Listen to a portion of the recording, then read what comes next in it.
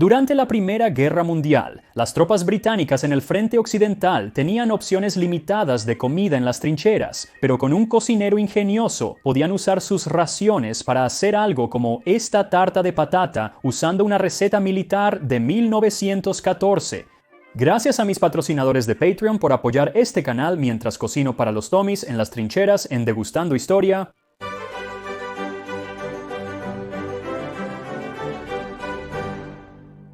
La comida en el frente occidental durante la Primera Guerra Mundial era monótona.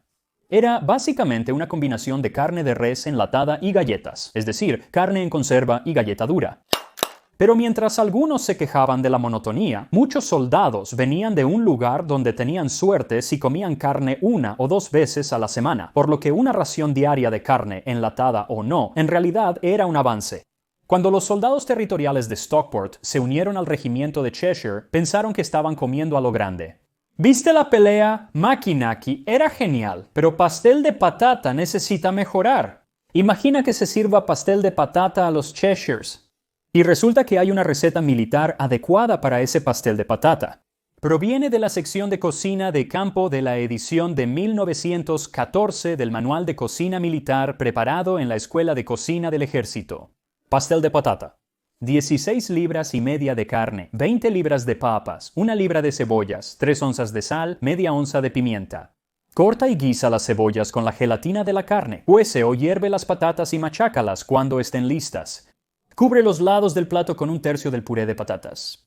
Coloca la carne y cebollas cocidas en el centro. Sazona con pimienta y sal. Cubre con el resto de las patatas machacadas y hornea hasta que la cubierta de patata esté dorada. Como las patatas machacadas absorben la humedad de la carne y la dejan seca, se deben verter alrededor de 2 pintas de salsa preparada con el caldo en el que se cocieron las cebollas en el pastel antes de servir. Eso es un pastel muy grande, suficiente para 22 soldados del ejército, así que lo reduciré a solo 8 porciones, que aún deberían ser bastante pastel. Para este pastel de patatas de la Primera Guerra Mundial necesitarás 2 libras, 925 gramos de carne en lata. Ahora, puedes sentirte tentado a usar carne fresca para esto, pero la receta especifica que quiere carne en conserva y la receta te hace usar la gelatina que está dentro de la lata y adherida a la carne, así que realmente tienes que conseguir esa verdadera carne en lata. Agrega 1.1 kilogramos de papas, 55 gramos de cebolla picada, 1,5 cucharaditas de sal, 1 cucharadita de pimienta. Para la salsa necesitarás 2 cucharadas de mantequilla y 1 cucharada de fécula de maíz. Primero prepara el puré de papas y depende de ti si quieres dejar o pelar las cáscaras. Voy a dejar las pieles porque me gustan y francamente es más fácil. Corta las papas en cubos pequeños, ponlas en una olla. Cúbrelas con agua y hierve a fuego lento por 20 minutos o hasta que estén muy suaves. Escúrrelas y machácalas. Este es el puré de patatas más simple y básico que existe, sin mantequilla ni crema. Mientras hierves las papas, puedes cocinar a fuego lento las cebollas. Todo lo que haces es recoger toda esa gelatina que está adherida a la carne y dentro de la lata y agregarla con las cebollas en una cacerola pequeña y luego verter alrededor de 1,5 tazas de agua. Coloca eso a fuego lento y llévalo a hervir a fuego lento y cocina las cebollas hasta que estén translúcidas. Alrededor de 12 a 15 minutos deberían ser suficientes. Luego retíralas del fuego y cuela el líquido de cocción, pero no te deshagas de eso porque lo necesitamos para hacer nuestra salsa y ahora podemos pasar a la carne en conserva. Deberías triturar esto como la carne molida y luego sazonarlo con sal y pimienta. Honestamente, hay mucha sal en la carne en conserva, así que realmente no creo que necesite más sal añadida, pero la receta dice que lo haga, así que eso es lo que estoy haciendo. Luego agregamos las cebollas y mezclamos hasta que estén bien incorporadas. Todo lo realizado hasta ahora podría haberse hecho en casi cualquier cocina de campo.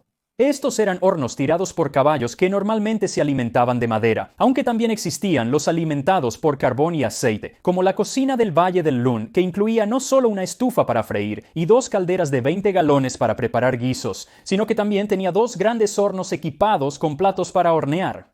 Estas cocinas estaban destinadas a cocinar suficiente comida para 250 soldados todos los días, así que asumamos que tendríamos acceso a una de esas para poder hacer esta tarta. Así que arma tu tarta de patatas tomando un tercio de las patatas machacadas y presionándolas alrededor de los bordes de una bandeja de hornear de 8 por 8 pulgadas. Al principio pensé en ponerlos también en el fondo, pero la receta indica claramente que solo los quiere alrededor de los bordes. Luego agrega tu relleno de carne de res en conserva y cebolla en el centro y apriétalo para llenar todas las esquinas. Luego, esparce el puré de papas restante sobre la carne como si fuera un pastel de pastor básico. Luego mete eso al horno a 400 grados Fahrenheit o 205 Celsius y hornea hasta que la parte superior de las papas comience a dorarse, aproximadamente 35 a 40 minutos, durante los cuales podemos preparar nuestra salsa. Ahora, hay algunas recetas de la época en manuales del ejército sobre cómo hacer salsa. Esta es una de las versiones más básicas porque estamos utilizando el agua en la que hervimos las cebollas. Entonces tomas ese líquido y lo calientas de nuevo en la estufa y luego agregas la mantequilla y la dejas derretir completamente y luego bates la maicena en un poco de agua para hacer una mezcla y la agregas al líquido que está hirviendo a fuego lento, mezclándola y dejándola hervir durante unos 10 minutos o hasta que se espese. Eso debería tomar unos 10 minutos, tiempo suficiente para decirte que ahora estoy subiendo videos sin anuncios en Patreon y aquí en YouTube para miembros, así que pondré enlaces en la descripción para que puedas encontrarlos. Son estos videos pero sin anuncios. Y ahora puedo contarte un poco más sobre lo que las tropas británicas, los Tommies, comían en las trincheras en el frente occidental durante la Primera Guerra Mundial. Así que quería comenzar recomendando este libro, Bully Beef and Biscuits. Es una maravillosa visión general de todo lo relacionado con la comida británica durante la Primera Guerra Mundial, tanto con los soldados como en el frente interno. Pero hoy solo estoy hablando de alimentar a los soldados, los hombres alistados, porque los oficiales comían de manera muy diferente en el frente occidental durante la guerra. Cuando la guerra estalló en agosto de 1914, Gran Bretaña no estaba realmente preparada para ir a la guerra. Así que rápidamente el gobierno llamó a cualquier joven mayor de 19 años para unirse al ejército. Muchos de ellos en realidad eran menores de 19 años, pero se unieron siempre y cuando mintieran sobre su edad, porque no parece que hubiera un gran sistema para confirmar realmente la edad de nadie. Era como un año 19. ¿Por qué no? Así que ahora tienes a cientos de miles de jóvenes en sus últimos años de adolescencia y principios de los 20 uniéndose para luchar contra los alemanes. Pero al igual que muchos jóvenes de hoy, no eran hábiles para alimentarse a sí mismos y mucho menos para cocinar el uno para el otro. Así que el ejército tuvo que entrenar muy rápidamente a algunos de ellos como cocineros. Había algunas escuelas de cocina del ejército en Inglaterra y rápidamente establecieron más en Francia y otras partes del mundo. Pero antes de que estallara la guerra, había un programa de 4 meses para enseñar a estas personas cómo cocinar para los soldados y los oficiales. Pero una vez que estalló la guerra, eso pasó de 4 meses a unas 2 a 4 semanas. Y la mayor parte de ese tiempo en realidad no se pasó enseñando a cocinar, sino enseñando saneamiento y cómo asegurarse de que todos no se iban a enfermar. También al inicio de la guerra fue difícil conseguir voluntarios para hacer la cocina, porque parecía una posición poco gloriosa en comparación con la gloriosa posición de cargar contra un ejército alemán en campo abierto. Pero muy rápidamente la gente se dio cuenta de que la guerra no es tan divertida y por lo tanto muchas más personas querían convertirse en cocineros después de eso, especialmente porque venía con algunos beneficios. Me enviaron a un curso de cocina en una escuela del ejército, en un salón de actos de un pueblo detrás de las líneas durante un mes. Nos enseñaron a cocinar carne, verduras y postres con las raciones que recibíamos. Por ejemplo, si teníamos la suerte de conseguir corintos, podríamos hacer plum duff. También nos enseñaron cómo cortar cuartos de res, carcasas enteras de ovejas y lados de tocino, porque así es como venían las raciones. Entonces te enviaban lejos de la lucha, un plus definitivo, e incluso cuando volvías de la escuela de cocina te ubicaban a lo largo de las líneas de suministro que podían estar a varios cientos de metros detrás de la línea del frente, por lo que era un lugar de relativa seguridad, y digo relativa porque hay numerosas historias de obuses que llegan y explotan las cocinas igualmente, pero era más seguro que las líneas del frente. Aunque muchas personas que trabajaban en las cocinas y que no necesariamente eran los cocineros, todavía tenían que ir al frente para llevar la comida caliente a los hombres que estaban allí. Por lo tanto, se enviaban comidas calientes regularmente, incluyendo una cena caliente generalmente entregada alrededor de la medianoche por la compañía de apoyo. La calidad de estas comidas calientes variaba según los ingredientes obtenidos. Principalmente se utilizaban alimentos enlatados, pero de vez en cuando se tenía acceso a algo diferente. Como en 1915, cuando un soldado del regimiento de Cheshire del 6º Batallón escribió que tuvimos un golpe de suerte el 16 de febrero. Un ganado se aproximó a nuestras trincheras, por lo que le disparamos a un toro joven. Cortamos una pata y en menos de 2 horas, tanto hombres como oficiales estaban disfrutando de una comida digna de un rey. Filete frito con los alemanes a 200 yardas. Por supuesto, dependía de quién cocinaba. Algunos cocineros eran obviamente mejores que otros, como que no querría que me sirvieran una comida del cocinero de la ambulancia de campo del 22º. Uno de los hombres de la unidad escribió: «Debo decir que estamos viviendo muy bien, hay mucho para comer». El otro día tuvimos un rollo de mermelada para cenar, y el único defecto fue que el cocinero lo envolvió en la toalla con la que limpiamos los pies del paciente, pero dijo que la lavó bien antes de cocinar el pudín. No podíamos confirmar la veracidad de eso, pero aún así se aceptó sin inconvenientes. Esos pequeños detalles significan poco en el frente. Incluso algo tan simple, pero tan precioso como el té, podría ser arruinado por un cocinero negligente. Tras encontrar a los cocineros del batallón y sus carros, rápidamente se preparó té, el cual no había sido probado por nadie en 5 días. Cuando estuvo listo para servir, ya había oscurecido. Los hombres con sus latas de cantina se formaron y pasaron frente a sus respectivos sargentos de intendencia de compañía, quienes repartieron el preciado líquido. Lamentablemente, en la oscuridad se confundió la sal con el azúcar al preparar el té. No es lo ideal, pero aún así lo bebieron. Después de todo, el té era una de las partes más importantes de la ración del soldado alistado. Lo bebían prácticamente con todas las comidas. Desayuno, almuerzo y cena, siempre que pudieras obtener 3 comidas al día, pero independientemente de cuántas comidas obtuvieras, se te daba un número determinado de calorías cada día en teoría, y eso era aproximadamente 4.200 calorías, aunque esto disminuyó un poco a medida que la guerra continuaba y la comida se volvía escasa. Las calorías provenían principalmente de una ración diaria de galletas y carne de res enlatada, además de algo de tocino, verduras que casi siempre estaban secas, luego algo de té, azúcar, queso, una cantidad muy pequeña de ron, mantequilla y mermelada. Y la mermelada era de ciruela y manzana, y era realmente muy importante no solo porque satisfacía el antojo de dulce, sino porque las latas podían usarse para hacer granadas de mano improvisadas. Las bombas de frasco o lata de mermelada eran una especialidad de los Anzacs, el cuerpo de ejército de Australia y Nueva Zelanda. Se llenaban las latas con metralla en resina, se agregaba el explosivo, detonador y mecha, y finalmente se sellaban. No solo usaban tarros de mermelada, sino también latas de leche condensada y de carne de res enlatada, que una vez contuvieron la carne en conserva de Fray Bentos. Esta carne en conserva no requería cocción, y era un alimento ideal para aquellos hombres que estaban en áreas de las trincheras donde las comidas calientes de las cocinas simplemente no podían llegar. En realidad era bastante común que los hombres tuvieran que cocinar sus propias raciones porque estaban en áreas que eran demasiado peligrosas o simplemente demasiado difíciles para llevar la comida de las cocinas hasta ellos, y por lo tanto, para esos hombres había pocas opciones. Una era simplemente comer tus raciones frías, y eso estaría bien para la carne en conserva, no deliciosa, pero podrías comerla fría. No necesitaba ser cocinada al igual que la mermelada y el queso, y por supuesto las galletas o pan duro. Había algunas empresas que hacían estas galletas, pero la más famosa era Huntley y Palmer's, quienes producían la galleta del ejército número 4, que era un cuadrado de 4 por 4 pulgadas de harina, sal y agua, a veces un poco de azúcar, pero a menudo no, que se secaba en una galleta tan dura que necesitaba ser rota con una roca antes de comer, e incluso así no podían ser comidas secas. Las galletas del ejército me convienen, aunque son muy duras para mis dientes, pero con té caliente y paciencia lo supero.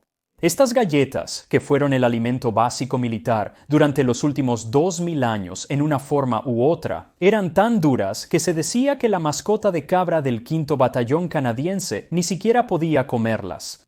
He masticado cartas y cenado clavos. Si esto fuera una lata de sardinas, me arriesgaría. Pero aquí es donde falla mi valentía caprina. Simplemente no puedo digerir esta galleta HT. La mejor forma de disfrutar estas galletas era usándolas para cocinar. Ya sea incluirlos en una sopa para hacerla más espesa como un guiso, o triturarlos y mezclarlos con agua caliente y mermelada, y eso haría una especie de gachas dulces que podrías tomar para el desayuno. Pero para hacer eso significaba que necesitabas poder cocinar y tener una fuente de fuego, lo cual no era algo tan fácil de hacer en las húmedas y embarradas trincheras de la Primera Guerra Mundial. Una opción que tenían los hombres era crear lo que se conocía como una cocina de lata de desorden o estufa de lata de desorden, y aquí es donde un grupo podía poner comida en sus latas de desorden y luego apilarlas de una manera que creaba una especie de pequeña cueva. La pila se colocaría sobre un pedazo de metal o algo que no se quemara y luego se podría poner un pequeño fuego en esa cueva y calentaría la comida alrededor de ella. Desafortunadamente era difícil encontrar fuentes de calor duraderas, por lo que a menudo la comida estaba solo tibia en el mejor de los casos. Una forma en que a veces creaban calor era arrancar un poco de la arpillera de las bolsas de arena, sumergirla en aceite de lámpara o cera de vela y luego prenderle fuego. Así que se mantendría en llamas durante un rato, pero no es genial que estés desmontando las bolsas de arena que te protegen del fuego alemán. En lugar de eso, el ejército comenzó a suministrar a los hombres con cocinas Tommy o Campite, mini estufas de campamento que venían con combustible solidificado, el cual podía ser encendido y quemado durante 15 o 20 minutos. Eran resistentes al agua y no se apagaban con el viento, y esto permitía a un solo soldado calentar sus propias raciones en una lata, ya fuera un guiso de trinchera que ellos mismos preparaban, o uno de los guisos enlatados prehechos conocidos como makinaki. Esto podría referirse a cualquier guiso enlatado, pero obtuvo su nombre de la ración original del ejército makinaki, que era un guiso de carne de res, nabos, zanahorias, papas, cebollas y judías verdes en un caldo que una vez se describió como un grado inferior de basura y se decía que provocaba a las tropas flatulencias de una naturaleza particularmente ofensiva, y era una comida divisiva, por decirlo menos. Muchos soldados decían que era casi incomible, especialmente cuando estaba frío, pero cuando tenías mucha hambre, definitivamente cumplía su función. El cabo primero, Henry Buckle, escribió en su diario que tuvo una comida gloriosa al conseguir una ración de makinaki de algunos ingenieros en el bosque. Una lata redonda con carne, papas, zanahorias, frijoles y salsa, para 2 porciones. Como infantería pobre es nuestra primera vez viendo uno. Fue una verdadera fiesta. Debo tratar de obtener otro. Son de calidad, créeme. Era un guiso sencillo pero sustancioso y un cambio bienvenido después de meses y meses de nada más que carne enlatada y galletas. Ahora había momentos en que las raciones o la comida que recibían los soldados era mucho más elevada, principalmente en Navidad. Hice un video completo sobre lo que los soldados de la Primera Guerra Mundial comían en Navidad, específicamente alimentos que les enviaban sus seres queridos como pudines hervidos para Navidad. Luego estaba la ocasional barra de chocolate. En 1914, la ciudad de York envió una lata de chocolate de buen tamaño a todos los soldados del área de York, y un artillero Henry Bailey estaba tan agradecido que sintió la necesidad de escribirle una nota de agradecimiento a la ciudad. Siento que debo enviar mis mejores agradecimientos por la bonita caja de chocolate que recibí tan inesperadamente. Me enorgullece poder decir que soy un chico de York y espero con ansias un rápido fin de esta cruel guerra. Apreciaré la caja mientras viva. Me gustaría poder hablar con acento de York. Me encanta ese acento. York y sus alrededores son absolutamente maravillosos. Sin embargo, los pudines navideños y el chocolate, aunque deliciosos, no eran la comida habitual. Típicamente, si querías conseguir algo distinto a tu ración habitual, tenías que depender de un buscón, y este era el nombre de una persona en tu unidad que era buena buscando y consiguiendo cosas extra, ya sea un poco de carne fresca extra, o té, o alcohol, azúcar, realmente cualquier cosa, pero el término buscón es solo una forma muy agradable de decir un ladrón, porque eso es lo que eran. Ahora había una ración más que todos los soldados llevaban consigo, pero que prácticamente nunca se abría, y esa era la ración de hierro, y se suponía que solo se debía comer en caso de emergencia. Esto solía incluir unas 12 onzas de galletas, una libra de carne enlatada, 2 onzas de azúcar y 5/8 de onza de té, suficiente para unas pocas tazas.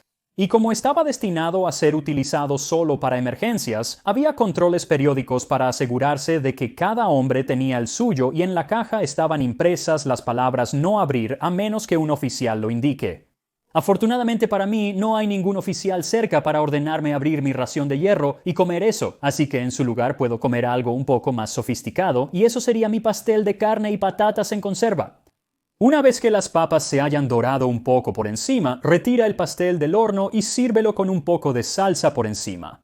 Y aquí estamos, pastel de patatas de las trincheras de la Gran Guerra. Tengo que decir que no huele tan horrible. Es algo así como solo carne en conserva realmente, pero veamos cómo sabe. Aquí vamos.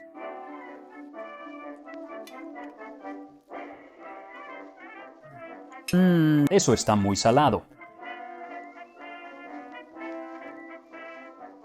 Tú no necesitas agregar sal.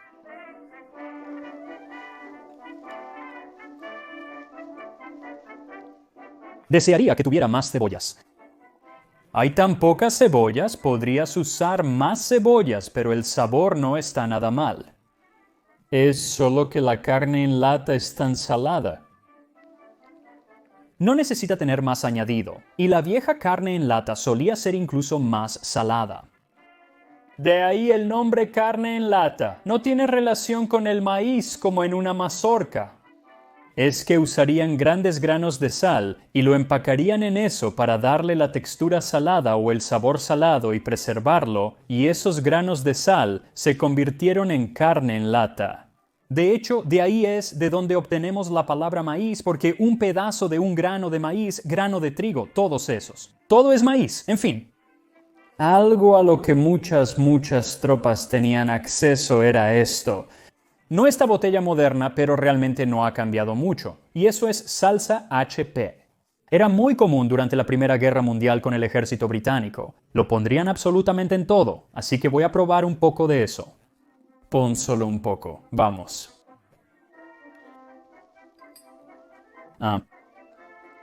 Sí, lo mejora considerablemente, ahora está realmente delicioso. Adoro la salsa HP, no puedo describirlo. Es una salsa marrón. No es ketchup, pero es algo dulce, como el ketchup. Pero también tiene como un toque a ello, porque tiene vinagre de malta en él. Es simplemente delicioso. Aún es muy popular en Gran Bretaña. Desearía que fuera más popular aquí porque es excelente. Así que haz esto.